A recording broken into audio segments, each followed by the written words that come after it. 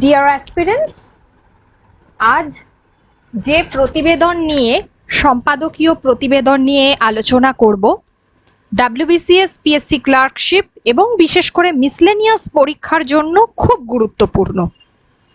ভিডিওটি পুরোটা দেখুন, সম্পূর্ণ ভিডিওটি, যে একটা প্রতিবেদন লিখতে গেলে কোন বিষয়গুলো গুরুত্বপূর্ণ।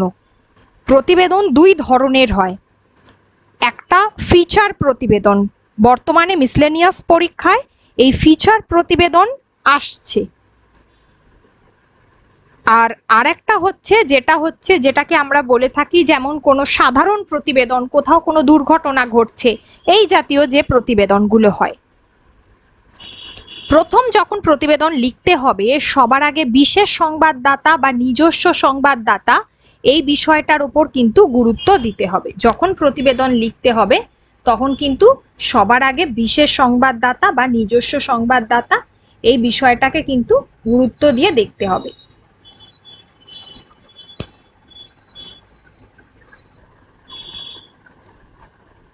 প্রথমে এই যে বিশেষ সংবাদদাতা বা নিজস্ব সংবাদদাতা, দুটোর মধ্যে যে কোনো একটা কথা লিখলেই হবে।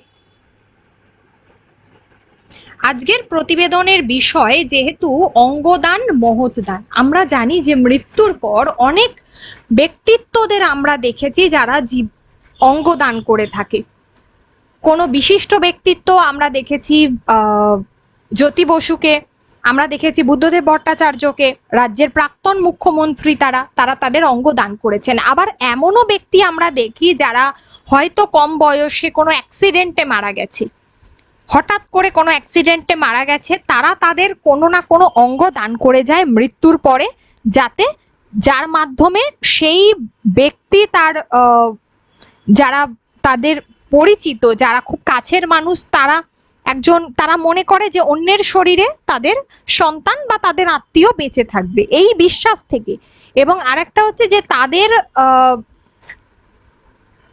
সন্তান সন্ততিদের বা যাই হোক তাদের কোনো নিকট কারোর অঙ্গ যখন অন্যের শরীরে যায়, তো একটা অন্য আর একটা প্রাণ, তাদের কাছের মানুষ নাই বেঁচে থাকতে পারে কিন্তু অন্য একজন মানুষ সেই অঙ্গের দ্বারা বেঁচে থাকে, এই বিশ্বাস থেকে তারা অঙ্গদান করে থাকে। এটা খুব ভালো একটা ইনিশিয়েটিভ, অর্থাৎ এই যে এই উদ্যোগ অনেক বেশি করে হওয়া উচিত, কিন্তু এটা সকলের মধ্যে, এই বিষয়টা সকলের মধ্যে কিন্তু সেভাবে নেই। আমরা কিছু মুষ্টিমেয় মানুষ যারা এই অঙ্গদান করে থাকেন।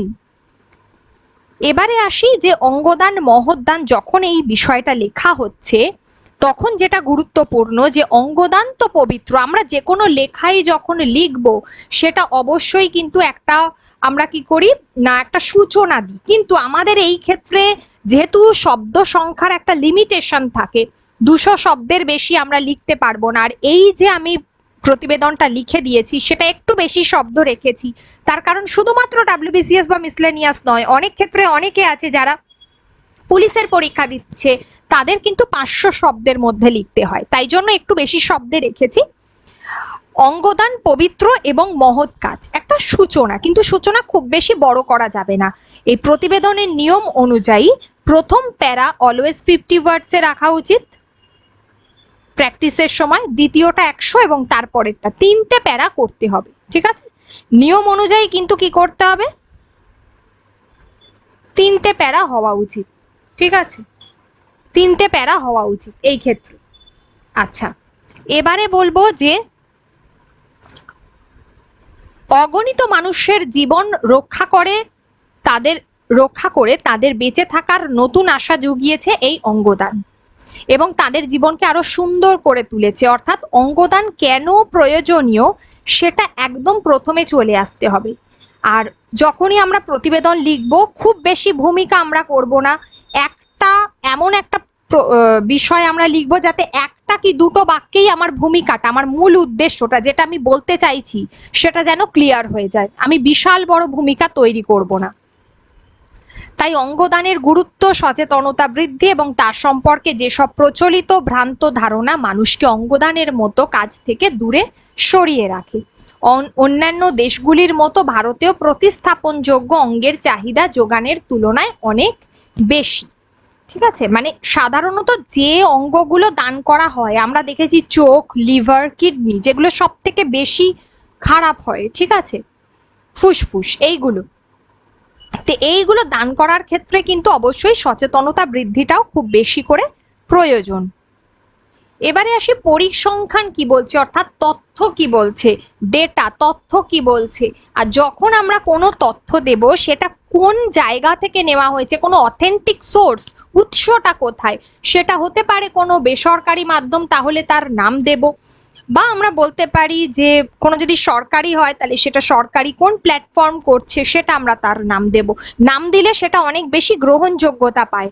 আমি যদি বানিয়ে লিখে দিই একটা কিছু, পরীক্ষক কিন্তু এত বোকা নন, তিনি কিন্তু গুগল সার্চ করে ঠিকই বুঝতে পারবেন যে আদৌ।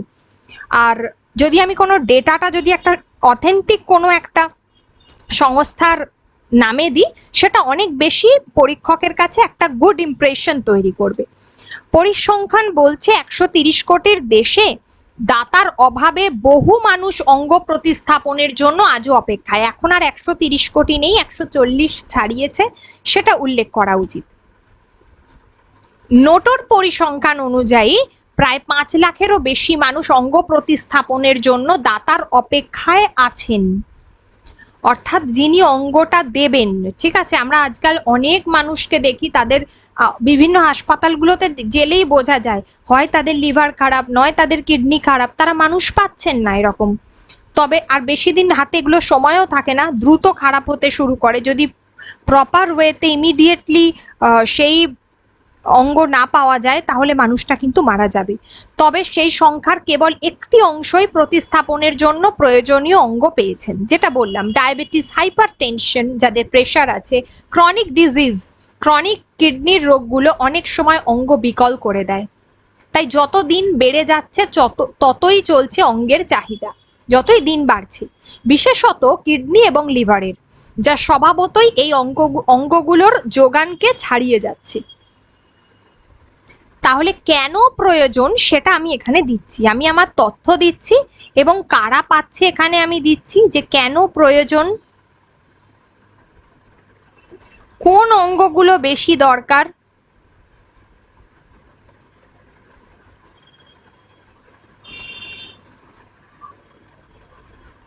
প্রতিস্থাপনের জন্য অনেক মানুষ অপেক্ষায় আছে, কিন্তু সংখ্যায় পাচ্ছে খুবই কম।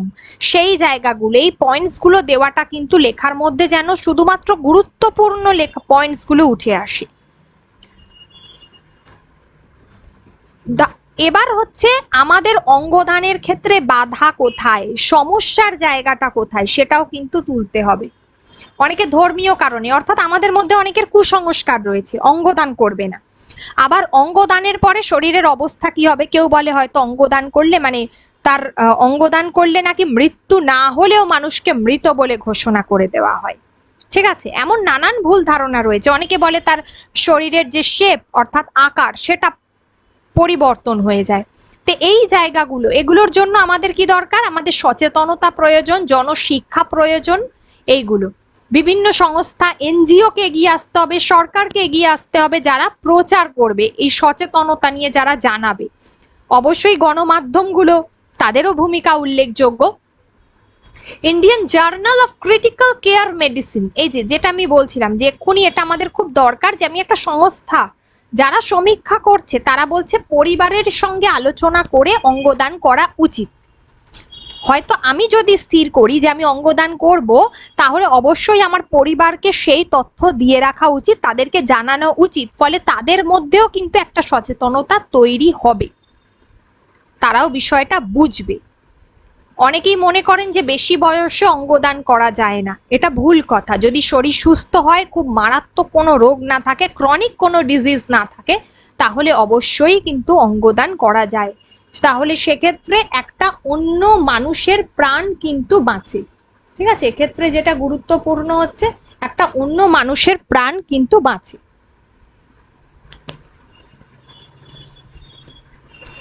তাই জন্য কি করতে হবে, অঙ্গদান এমন একটা কাজ যেটা অসংখ্য মানুষের প্রাণ বাঁচাতে সক্ষম। অন্যকে নতুন জীবন দিন, যেমন ভাবে আমরা শেষ করি আর এগিয়ে আসুন, অঙ্গীকার করুন অঙ্গদানের। তাহলে আমি প্রতিবেদনের ক্ষেত্রে যখন যারা নতুন কিভাবে লিখবে, একটা হচ্ছে যে নিজস্ব সংবাদদাতা বা বিশেষ সংবাদদাতা এটা যেমন উল্লেখ করবে, 3টে প্যারা করতে হবে, 3টে প্যারাতে উল্লেখযোগ্য বিষয়গুলো তুলে ধরতে হবে, বিষয় অনুযায়ী এই প্যারাগুলো হয়, প্যারাগুলোতে কোন কোন পয়েন্টসগুলো কোন প্যারাতে যাবে সেটা খুবই গুরুত্বপূর্ণ প্রতিবেদনের ক্ষেত্রে। এটা একটা বললাম। এই বিষয়গুলোর মাথায় রেখে প্রতিবেদনটা লিখতে হবে সঠিক তথ্য দিয়ে, এবং যদি তথ্য সম্বলিত হয়, আবার বেশি মাত্রায় তথ্য নয়, শুধুমাত্র ডেটা দিয়ে গেলাম আর অন্যগুলো বিষয়গুলো জানালাম না, সেটা নয়, ঠিক আছে? এই বিষয়গুলো একটা প্রতিবেদনের ক্ষেত্রে খুব গুরুত্বপূর্ণ। আর যেটা বর্তমানে মিসলেনিয়াসে আসছে ফিচার, এটা লেখাটা আরো বেশি গুরুত্বপূর্ণ। শিখতে হবে যে কিভাবে ফিচার লিখতে হয়। যেমন ফিচার কোনটা, পূর্ব যে প্রিভিয়াস ইয়ারে যেমন কোয়েশ্চেন এসেছে যেখানে যে সিনেমাতে সাহিত্যের ব্যবহার, ঠিক আছে, এই যে বিষয়গুলো, এগুলো কিন্তু একটু রিসার্চ ওরিয়েন্টেড হওয়াটা উচিত। এই বিষয়গুলো খেয়াল রাখতে হবে। এগুলো একটা বিষয়ের কথা আমি বললাম, এরকম অসংখ্য বিষয় আছে যেগুলো প্র্যাকটিস করতে হবে। আর ডেসক্রিপটিভের জন্য মিসলেনিয়াসের আমি বলছি, ডেসক্রিপটিভ মিসলেনিয়াস ডাব্লিউবিসিএস একটা ফাউন্ডেশন ব্যাচ, মাত্র 15 জনের জন্য এই ব্যাচটা হবে, ঠিক আছে?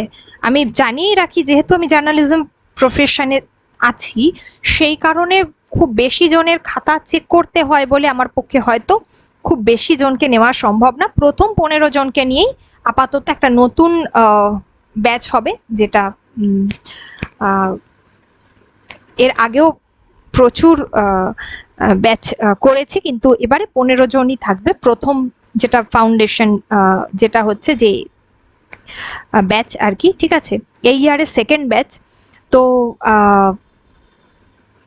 এটা আর একটা বিষয় হচ্ছে, সঙ্গে থাকছে আরো 2টি ব্যাচ মিসলেনিয়াসের জিএসটার জন্য, অনলি জিএস যেটা মেন্সের, প্রিলিমসের জন্য নয়, সেটার জন্য শুধুমাত্র, অঙ্ক নয়, প্রিলিমসের জন্য নয়, শুধুমাত্র জিএস পোর্শনটার জন্য,